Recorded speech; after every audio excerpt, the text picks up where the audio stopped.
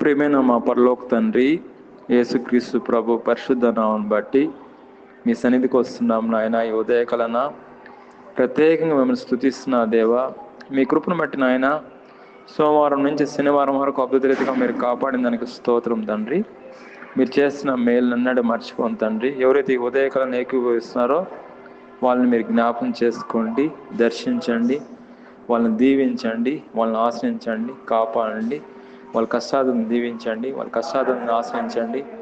ప్రత్యేకమైన కృపతో నింపండి, ప్రత్యేకమైన దయతో నింపండి.